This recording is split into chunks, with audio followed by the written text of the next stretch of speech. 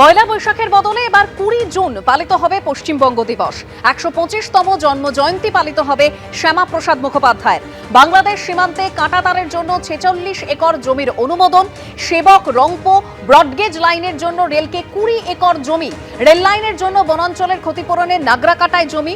মা ক্যান্টিনের নতুন নাম হলো মা আহার, চলবে 500টি কেন্দ্র।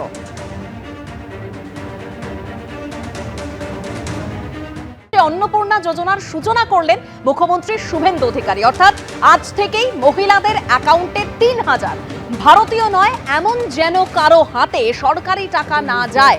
28,25,000-এর বেশি মহিলার অ্যাকাউন্টে টাকা ঢুকবে। 7 দিন অন্তর তালিকা সংশোধন করা হবে। চলবে এই প্রক্রিয়া আগামী 3 মাস। আগের সরকারের আমলে পুরুষদের অ্যাকাউন্টেও লক্ষ্মীর ভান্ডারের টাকা, ভোটার তালিকায় বাদ যাওয়া বহু নাম ছিল লক্ষ্মীর ভান্ডারে। আর ঠিক কি বললেন মুখ্যমন্ত্রী শুভেন্দু অধিকারী, শোনাবো।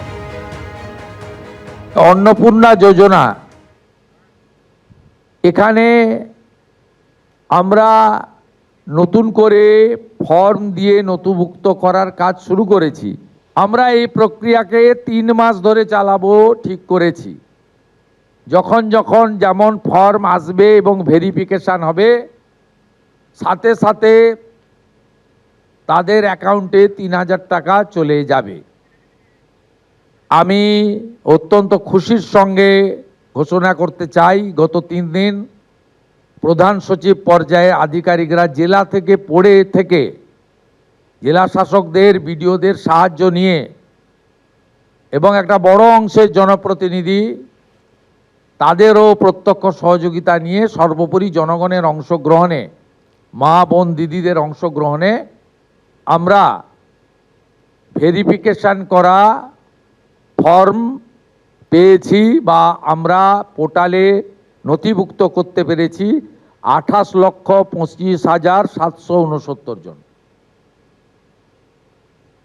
28,25,769 জনের অ্যাকাউন্টে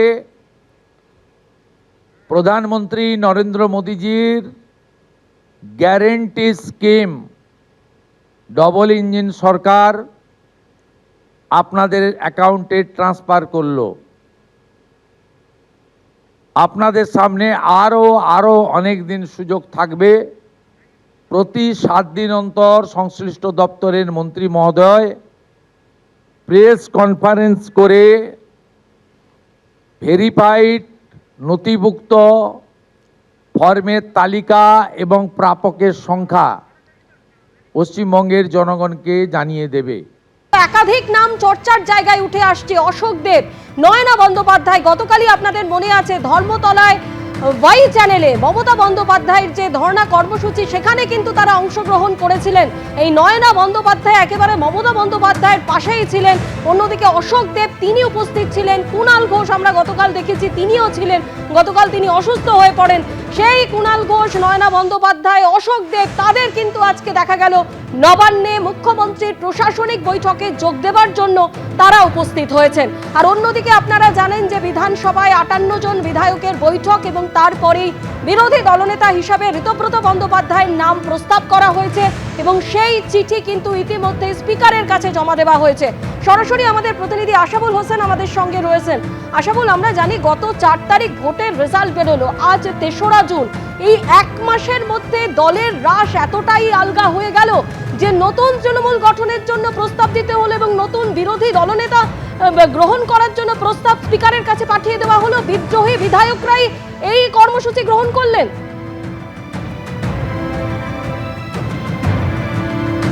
স্বর্ণালী, তুমি একেবারে ঠিকই বলেছো। আজকে 3রা জুন এবং একটি ঐতিহাসিক ঘটনার সাক্ষী থাকলো এই বিধানসভা।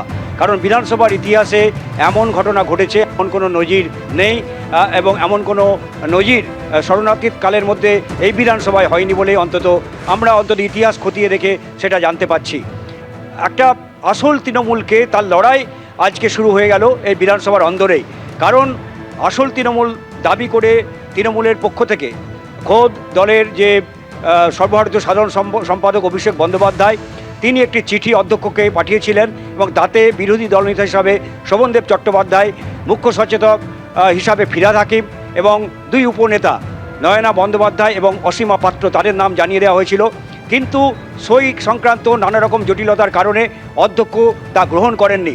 এরই মধ্যে তৃণমূলের মধ্যে একটা বড় অংশের বিধায়ক তারা বিদ্রোহী হয়ে ওঠেন এবং তারা সাফ জানিয়ে দেন শোভনদেব চট্টোপাধ্যায়কে তারা বিরোধী দলনেতা হিসাবে মানবেন না। এবং তারপর তারা আজকে এই বিধানসভার মধ্যেই নৌশের আলী কক্ষে তারা বৈঠকে বসেন এবং সেখানে 58 জন বিধায়ক তারা একটি প্রস্তাবে সই করেছেন এবং সেই প্রস্তাবে তারা স্পষ্টভাবে তারা যে বহিষ্কৃত তৃণমূল বিধায়ক ঋতব্রত বন্দ্যোপাধ্যায় তাকে বিরোধী দলনেতা হিসাবে তারা সম্মতি দিয়েছেন। অন্যদিকে তারা হচ্ছে উপদলনেতা হিসাবে 4 জনকে ঠিক করেছেন। একজন হচ্ছে সন্দীপন শাহ, জাভেদ খান, শিউলি শাহ এবং সাবিনা ইয়াসমিন এবং মুখ্য সচেতক আখরুজ্জামান। এই আখরুজ্জামান হচ্ছে তৃণমূল সরকারের প্রাক্তন মন্ত্রী। ফলে একটা পাল্টা চ্যালেঞ্জ তারা ছুড়ে দিয়ে অধ্যক্ষের কাছে তারা চিঠি জমা দিয়েছেন, অধ্যক্ষের সঙ্গে দেখা করেছেন এবং দাবি করেছেন যে তারাই আসল তৃণমূল এবং তারাই বিরোধী দলের স্বীকৃতি দেওয়া হোক। কিন্তু তারা সাদা কাগজে লিখেছেন এবং আরেকটি গুরুত্বপূর্ণ ঘটনা, তাতে তারা তৃণমূল নেত্রী মমতা বন্দ্যোপাধ্যায়কে দলনেত্রী হিসাবে মেনেছেন। ফলে অনেকগুলো আইনগত দিক কিন্তু এর মধ্যে জড়িয়ে রয়েছে।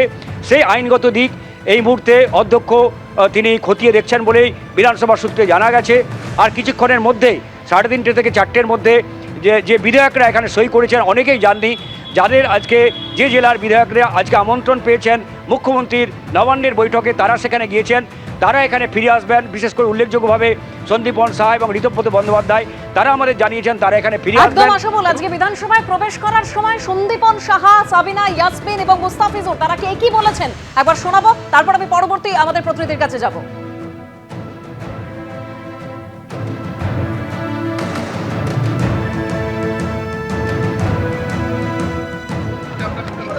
করার পরে যা বলার মিটিংয়ের পরে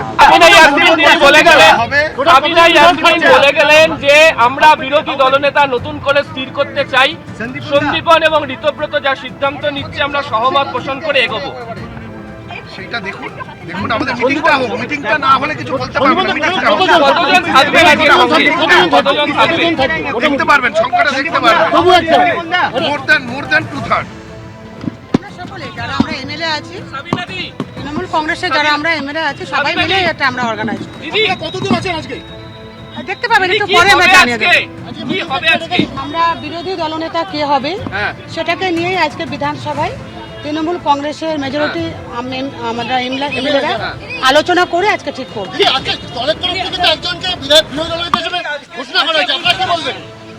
এখনো পর্যন্ত তো আমাদের অফিসিয়ালি উনি পাননি। আমরা 80 জন এমএলএ একসঙ্গেই আছি। এখন ভিতরে গিয়ে কি পরিস্থিতি আছে আমাকে দেখতে দিন। দেখুন, বিধানসভায় যাচ্ছি আমরা পশ্চিমবাংলার জনগণের জন্য। সেখানে সই ডুপ্লিসিটি করা যদি কেউ করে থাকে, আমি জানি না, অন্তত আমি কোথাও করি না, করে থাকে ওটা অবশ্যই একটা ভুল কাজ। বিধানসভার কোনো বিধায়কের সই ডুপ্লিকেট করা হবে কেন? আসল তৃণমূল বলে দাবি করে স্পিকারের কাছে ইতিমধ্যেই একটি চিঠি দেওয়া হয়েছে, যেখানে ঋতব্রত বন্দ্যোপাধ্যায় বহিষ্কৃত বিধায়ক, তাকে বিরোধী দলনেতা হিসেবে তার নাম প্রস্তাব করা হয়েছে। বিকেল 4টের মধ্যে বিধানসভার চিত্রটা একেবারে পরিষ্কার হয়ে যাবে। এবিপি আনন্দ এগিয়ে থাকে, এগিয়ে রাখে।